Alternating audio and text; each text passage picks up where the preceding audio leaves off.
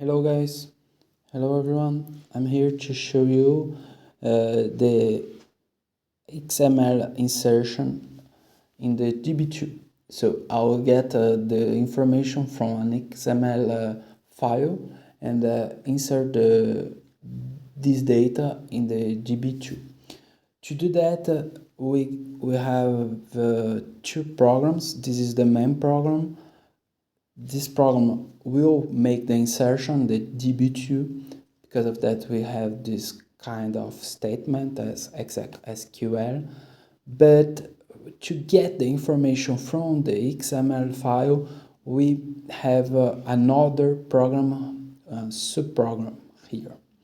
This is the subprogram who will get the XML information. But here it's a little different from the JSON procedure. The file here is in the XML format.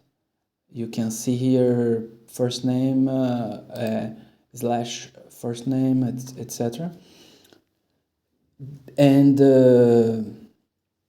in the mainframe, this file are in UTF-8 format too. Because of that, you can see these different characters here.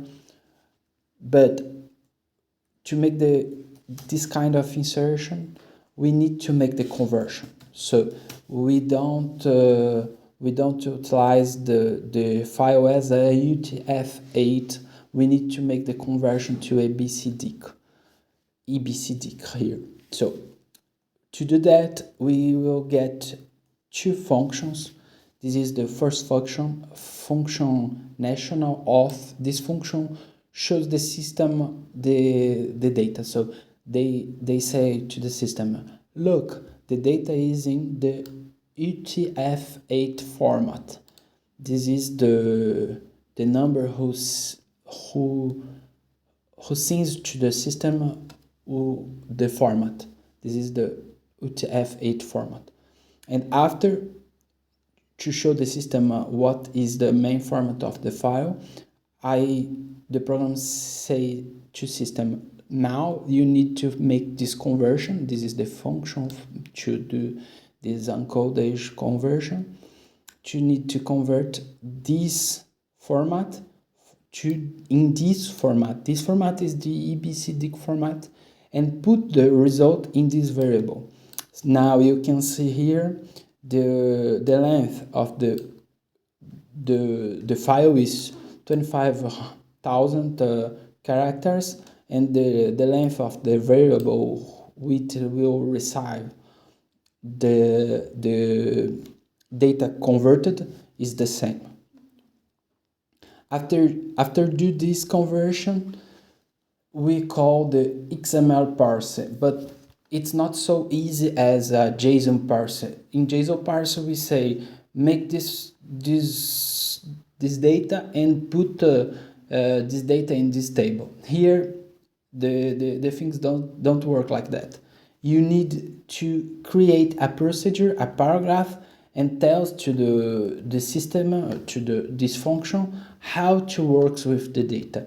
So XML is dividing events. So some event, start event, close event, error event, exception event. So this content characters is an event who will get the data. So we move the name of this event to this variable, and we check this variable every time to search the information. So if the event has the name first name, so you move this data to this variable. If the event has the name last name, you move the data to this variable.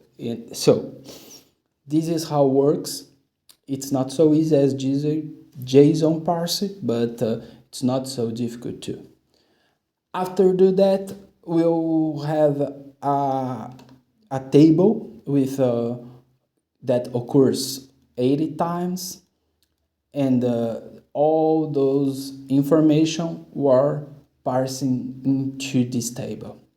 And this program gives the control back with this table information give back to for the main program. Here the main program get the table with the data and make the DB2 conversion, how we said in the last video. So varchar, we need to inform to the system what with length some variable are, and we need to count the space, subtract the total length of the variable, and so this conversion do that to put the data in the DB2 format. After that, the program make the insertion. It's not so hard. It's the difficult part here is the conversion.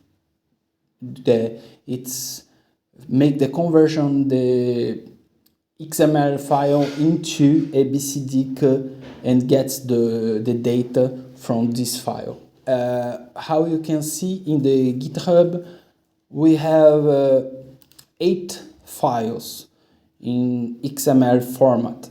Why? Because every time that we send this file to the mainframe, the mainframe will receive the file as a one-line file. So the length we need to put the file as a 100,000 characters. So if I put 1800 passengers at the same time, the file will be huge. So I divide the file in 8 files, and we can do this insertion in two different ways. We can assemble all these 8 files in just one file, or we can do this procedure with 8 times. In the GCL run job, we can change the name as passenger 1, passenger 2, passenger 3, and run the same program, just changing the name of the address of the file, and the program will run 8 times and get these 8 files, these 8 different files. So this is not so difficult.